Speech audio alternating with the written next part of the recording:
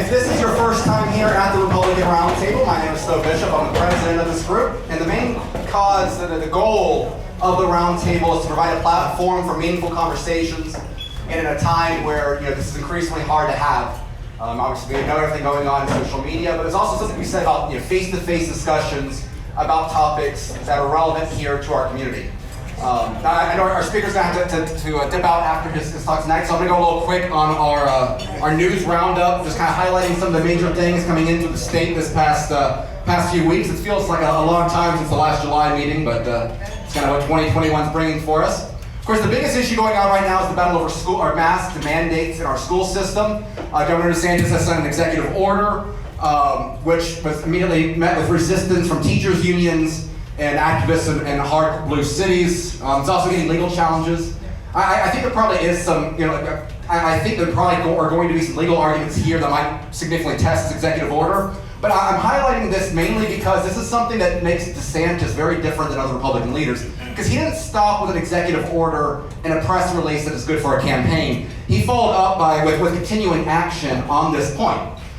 He expanded our Hope sponsored scholarships, which allow for school choice. Here in Florida, we expanded the last legislative session as well. Again, we should be in the business of funding students and not systems. And what he's allowing is an out for parents who want to get their kids out of mask mandate counties.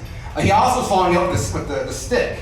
The Department of Education at the state level is saying that if you are a school board that violates the executive order, we are going to pull funding equivalent to the salaries of the school board and the superintendent. And again, this is something that conservatives have lacked in the past, the willingness to use the stick against the enemies when they're imposing their views on our people. Again, this is a very important escalation right here. Because the other side of this is that we get so fixated on the cost of COVID and the medical issues, we lose sight on the unseen that happens outside of the virus. The amount of suicides in this country from minors because of these lockdown policies is something that it never gets enough attention. But this is a lot greater threat in America today of youngsters dying from suicide than you do from COVID. And the amount of public health experts dismiss these side effects, I think, tells you exactly where kind of some of the motivating aspects of the political side of this virus comes from. Other news, very interestingly, the CDC misrepresented Florida's coronavirus data this week. And by a pretty major extent, I might not be able to see it from here, but they were claiming about 30,000 cases in Florida on August 8th. The Florida Department of Health said it was about half that. And what was kind of interesting in that is in response, the CDC said, okay, you say it's 30, we say it's 30, you say it's 15. Let's meet half the way. We're going to report that it's 19,000. Sounds like science right there. And last but not least, this is kind of for fun. Ron DeSantis raised $4 million this past month. On the other side of the aisle, we have Charlie Crist that raised just over $250,000, and Nikki Fried is still apparently in this race. I don't know if she's filed her financial paperwork yet, but $130,000 last month alone. But it's okay. She's not trying to raise that much money if you believe her campaign staff on Twitter. She also had a great moment on MSNBC. It's a very short clip. We're seeing Republicans across the state backing up this president. Because, this governor. My God, that's a Freudian slip. So she knows what's coming up soon. The second half of the evening, I have a little something prepared. When we have a special guest like this, I always try to have a little bit of flexibility in my secondary talk, kind of depending on how long it goes. Usually, I would never do a video, a long video at a group like this. But a few days ago, I saw a talk that Tucker Carlson gave in Hungary. And I found this to be one of the most substantive and inspirational speeches that I've seen delivered by a conservative in quite a while. A little bit of background about this is that, it's interesting that Tucker Carlson has now established himself as really, I think, kind of the intellectual leader in many ways of the right now. You get DeSantis, the political leader, and Tucker Carlson kind of the voice. And just by this fact, the act of him going to Hungary, which is a country that our enemies really don't like, and it's because when you had, a few years ago, when you had a massive refugee issues going on in Europe, Hungary said, no, we're not going to take it. They focus on border security. They focus on pro-natalist policies, making it easier, deliberately targeting public policy, making it easier to have children. And they defended their culture. They kicked out George Soros, NGOs from the university system. All of these things could anger just the right sort of people. And so here's one little bit of this. He's going to talk about one of the more interesting executive orders Trump signed during his term was about architecture. I don't know if any of you have been in DC. They have some of the most brutalistic, ugly buildings that are all kind of built in the 70s. And he gets into why this matters. And I think it really hits on something key, which is kind of the spiritual aspect of the political battle we're in right now. Because what he's going to identify is that, for one, hearing his message, I think it stands in such contrast to so many conservative leaders. And I think that he is filling the voids that conservatism has missed. And so I'm going to start off, and then after this talk, very briefly, I'm going to try to draw some connections here in Bay, not just Florida, but Bay County. Here's what I like more about the landscape of Hungary, a few Soviet remnants notwithstanding. It's pretty. It is pretty. The buildings are pretty. The architecture uplifts. So this is another third rail in American politics. You're not allowed to note that our buildings are grotesque and dehumanizing. Why are they bad? Because they're ugly, and ugly dehumanizes us. And let me be more precise about what I mean when I say dehumanizing. Dehumanizing is the act of convincing people that they don't matter, that they are less significant than the larger whole, that they are not distinct souls, that they are not unique, that they are not created by God, that they are merely putty in the hands of some larger force, that they must obey. This is what all authoritarian movements do. You don't matter. Wear a mask. You're all the same. Ugly architecture, brutalist architecture, glass and steel architecture, Mies van der Rohe architecture was designed to send that message. Not to uplift, but to oppress. And it is very noticeable, and this is never noted in the United States, which unfortunately over time has had its aesthetic sense dulled.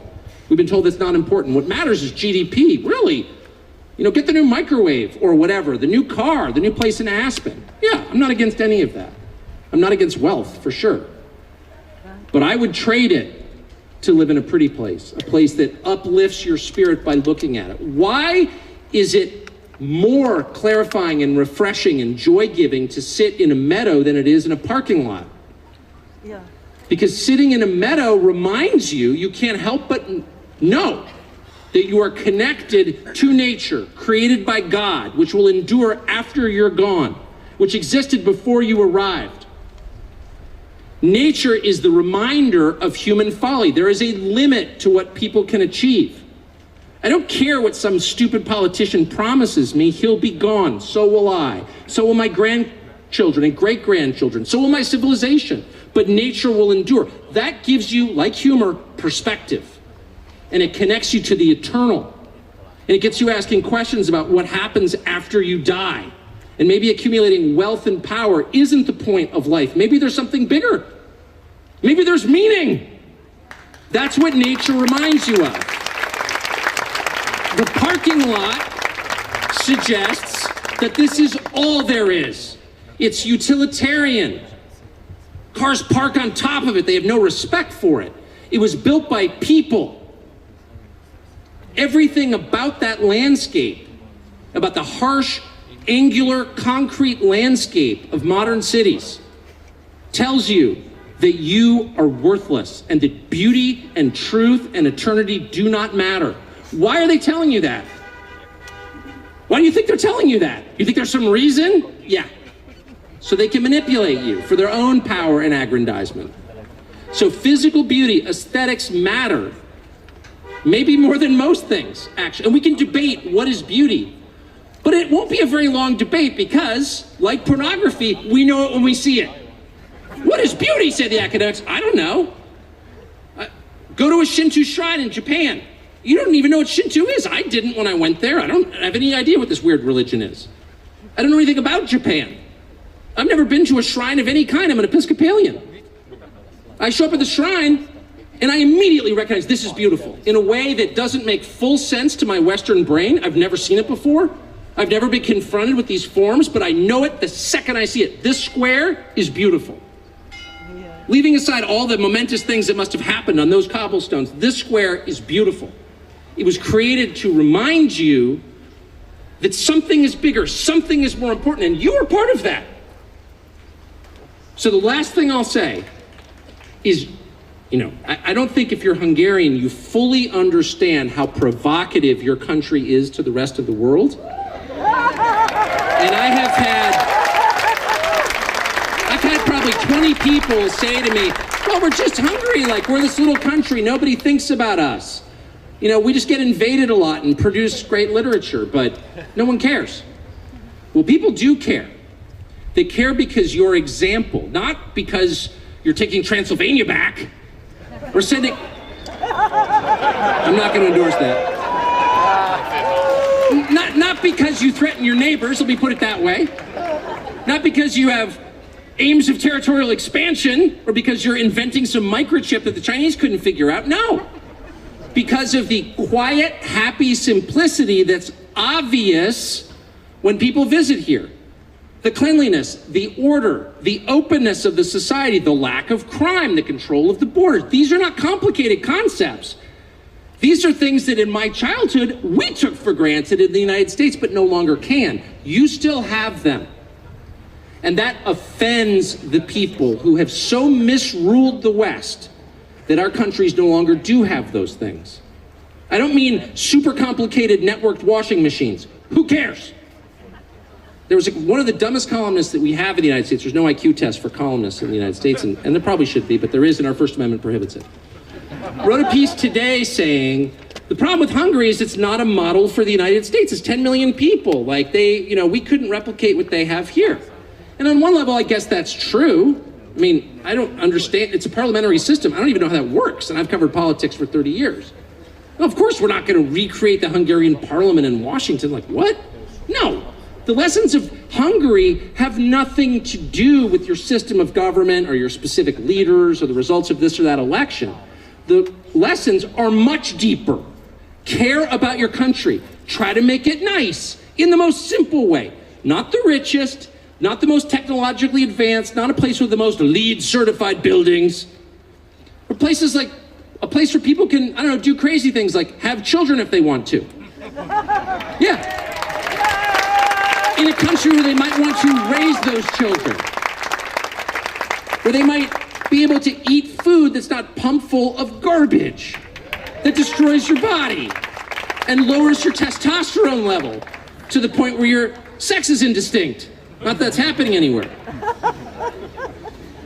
Like decent food, decent streets, safe, clean, family-oriented. How complex is this? Not very. It would have been recognizable 1,000 years ago, 2,000 years ago, before you guys even showed up here in this plane. Calling it a plane? Basin, excuse me. It would have been recognizable at any time in history. These are the things that people actually want. They don't even know what the GDP is. They'd like to be richer rather than poor, get it? But mostly, they want to live unmolested, following their own customs that they inherited from their parents that they hope to pass on to their children without being lectured or hurt, in an environment that uplifts rather than degrades, in a place that is clean rather than filthy, orderly rather than chaotic. That's what human beings want in every culture, in Africa, Asia, Australia, maybe not Australia, but just kidding. But in every place around the world, because it's not a cultural desire, it's an innate human desire. And any government that takes that into account and tries to achieve it should be proud of what it's doing. The people who live there should be grateful, and they should not allow the people who have mismanaged the rest of the world to tell them otherwise. Period. So stay proud of what you have. I'm sorry for talking so fast. You wound me into a frenzy. I really appreciate being here. God bless you. Well, I'm not even thinking the experience of talking fast. I know that one with Tucker. But I think this goes to, there's something here that's missing from mainstream conservatism, right? If we think about, the three pillars of conservatism historically, right, have been, we are for free markets and capitalism. And the problem is that the capitalism that's been promoted has been really great for corporations, but it hasn't really helped working class for decades now. And there's reasons why, because the Federal Reserve, some of the talks we've had in the past, but that hasn't worked. We've talked about Christian conservatives, and it's true that we've got all these well-funded networks of churches. Unfortunately, many of these well-funded networks of churches are driven by leftists now, pushing critical race theory at the pew. We're now waving the gay rights flag at the American Embassy at the Vatican. How's that for preserving the conservative, the Christian traditions? The last one has been the strong national defense. I don't know if you guys saw it today, but we're now begging the Taliban to leave undisturbed our embassy in Kabul after $88 billion spent training the Afghanistan army. They have been undone in a month after 20 years of American presence there.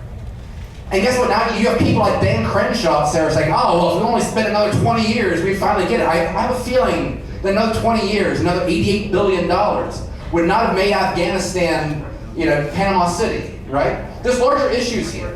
And the conservative movement has failed. And until we recognize why that is the case, and then oust those who are responsible, it will continue to fail. And one of the best examples out there, someone who I think kind of personifies this, is a man named David French. Now, David French used to be a writer at the National Review. He still writes a lot of books that people don't read. I think he's now with The Bulwark, which is kind of a Never Trump publication. It's interesting, though, watching his chain of thought, because, again, I think he, in many ways embodies what has been the intellectual class of conservatism in America, and there's something to learn here. In 2015, which wasn't that long ago, feels like a long time ago, not that long ago, he's talking about this, Obergefell is the gay marriage decision, right, that created a nationwide right to marriage, which was never one before. And here he is comparing it to Dred Scott and Roe versus Wade, something beyond the realms of any sort of defense. Then we fast forward to to just last week. Here, he is condemning, I'm not asking you to read this, but he's condemning Hungary because they do not recognize gay marriage, policies that would be flatly unconstitutional in the United States. Again, here, by his own logic, 6 years, quite a time that it makes, but he doesn't stop here, Mr. French. No. He's also one of the conservatives that have been advocating against laws restricting critical race theory and left-wing indoctrination in our public school system. Right, we can't have that. And kind of on this point, this is what I really like. He argues that if you dare rail against drag queen story hour and public facilities like a public library, then this is the same as being able to allow to pray in a public facility. Right? Because, if we do not tolerate drag queen story hour, sexualized content for children, then we have no moral high ground talking about Christ. I'm sorry, these two things are not similar. Just like teaching basic civics in a high school class is not similar to critical race theory. And the fact is that he's trying to treat them similarly. Again, part of this is this baked in, this praying to the God of tolerance and egalitarianism, trying to make equal. This cultural relativism used to be rejected by conservatives. And instead here is on full display by someone who's made a lot of money from conservative donors because of, allegedly, the quality of his stocks. Now again, though, these things, though, are not just simply national scale. We are seeing here in Bay County, we've talked a lot tonight about development, right? And part of development is changes in economic structure, right? We have a lot of people moving here. We have a lot of capital moving here, right? And what happens is that once we start recognizing the degree to which in these corporations, these large institutions that we've historically depended upon, the degree to which they are hostile to our values here, then it's going to force us to try to reevaluate exactly what does matter and how do we stand for these things that matter. Again, I don't know if you saw this a couple months ago. We had an Edgewater Beach Resort. I think it's one of the longest standing beach resorts in Panama City. It's a large institution, been locally owned throughout the entire time. I'm not going to say ownership stayed the same over time, but it's been local. Well, it has now been bought out by a growing regional management company called V-Trips. So V-Trips here, they're now going through the process of becoming a public company, right?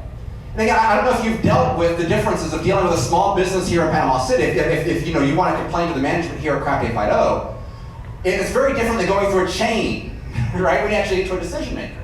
And of course, this is something we've been seeing through the economy as a whole, right? You know, the last 10 years, we've seen corporate consolidation. This is one very example, just in the food thing. I'm not trying to make a larger point about food, but we've seen how all these brands have been consolidated down to a handful of companies. We've seen the same thing when it comes to content creation, right? Disney now owns, you know, I mean, like half of Hollywood, it seems right now, right?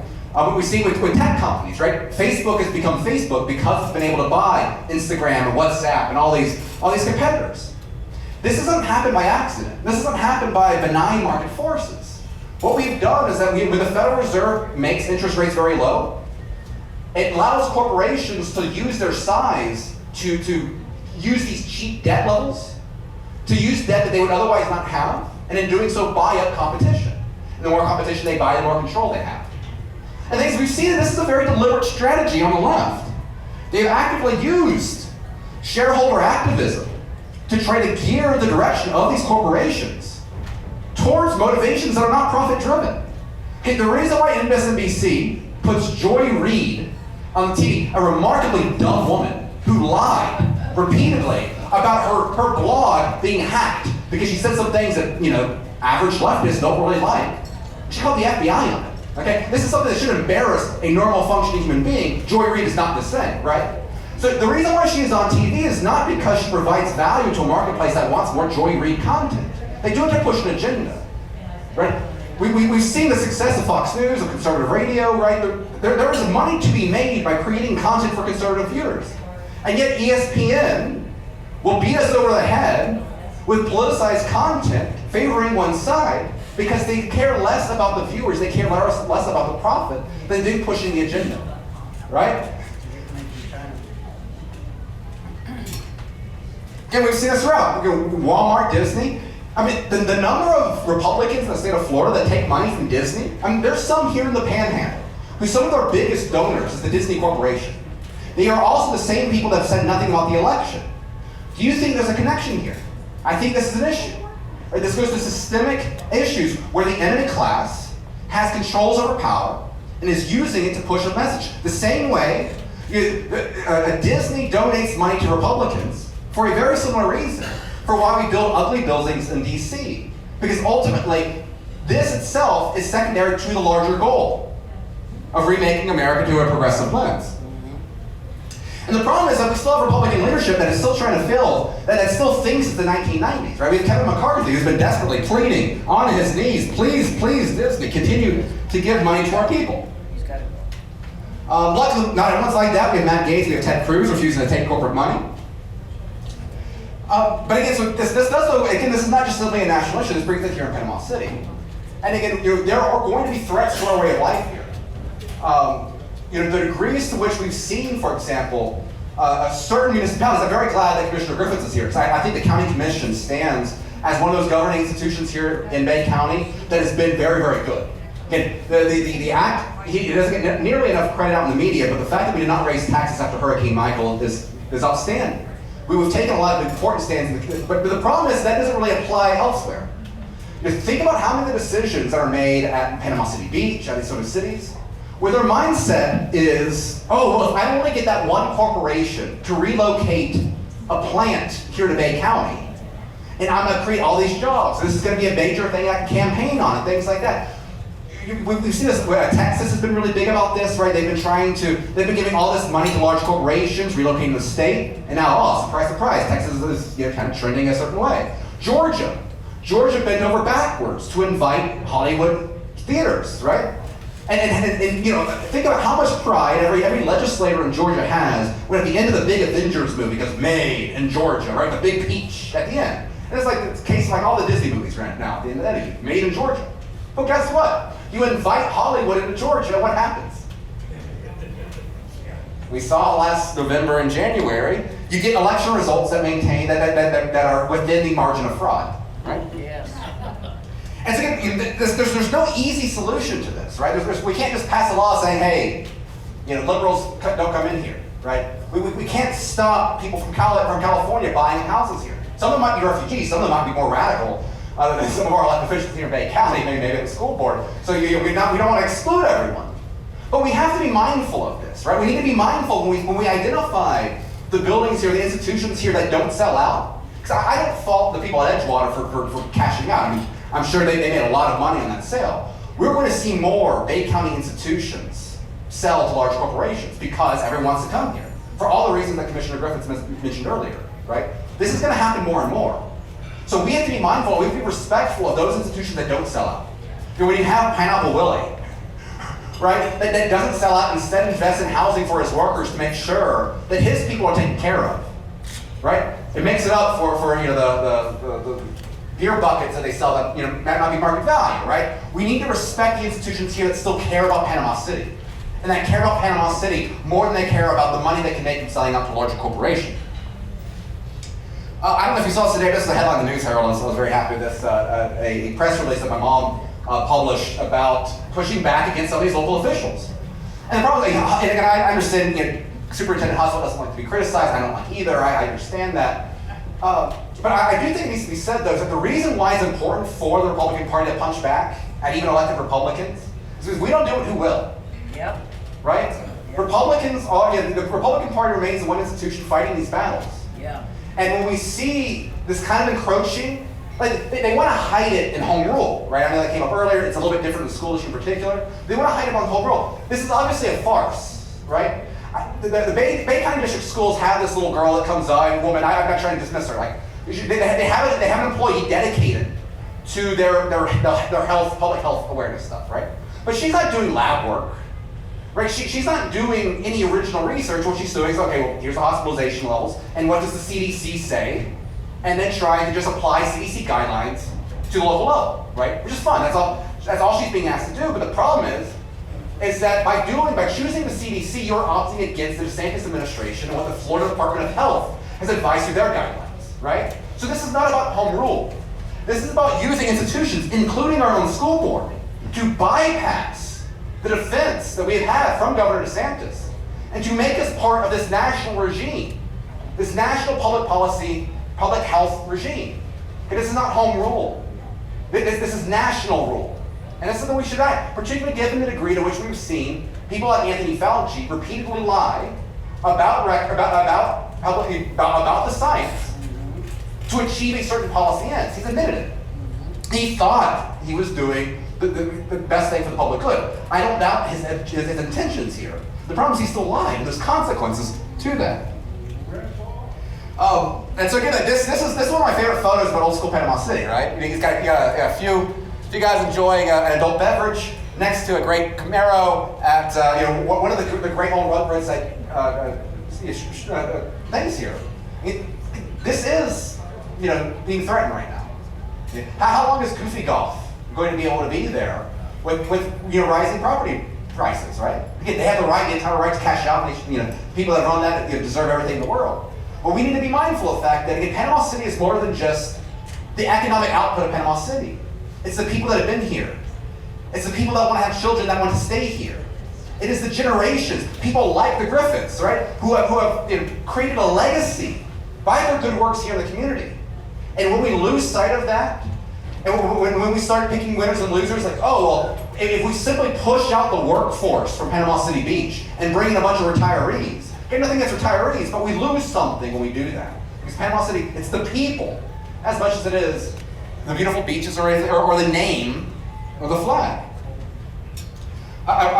This is okay, so I want to, this is formatted well, but I want to highlight a quote that kind of gets into this aspect of national level from our own JP over here. His blog, Cross Thoughts, one of the blogs out there actually worth reading. But he was addressing the point about this national issue about decaying faith in liberal democracy. And this is what we've seen throughout. And deservedly so, because ultimately, as JP points out, people question liberal democracy if the state no longer defends their values, or if the cultures have changed to agree that the people have created a new value system. And this is what we're seeing here in America. We have seen an elite that have a value system completely disconnected from the values of America. They are not founded in the Judeo-Christian values that built this country. They reject the individualism of Western civilization. They instead embrace this weird mix of old school German, Prussian model of regimentation with this new egalitarian, spiritual, anti-Christian sort of religious wokeism, right? And that's what and so they're using this culture of the elite and using our institutions to try to ram it down our throats. And the people here are recognizing this. And they're recognizing that the powers that be, this is not simply about right and left, Democrats and Republicans. It is people that hate the founding values of the country and the people that want to retain the founding values of this country.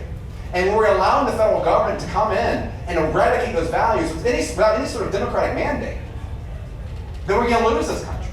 And this is why Florida is important. Florida has been the leader on this issue, for the last year and a half. Because COVID, I think, is the great accelerator on this issue. It accelerates, for one, the advantages of federalism, right? We've seen that. I've never described myself more as a Floridian, proudly, in the last year and a half that I have ever had before in my life. You can see, even on the left, right? People are proud to be in California if they really are into the mask cult, that's fine. This battle is a culture war that is escalating, and it's one that we have to win. The good thing, though, is that one of the advantages that we do have as residents of Panama City is that if beauty is what uplifts, and it's nature that reminds us that there's something higher out there worth fighting for, then we have some of the best nature out there. And that's why I think Panama City Beach can be one of the tips of the spear in fighting back against the left and the real core of the problems that we're facing here as a country. Thank you very much.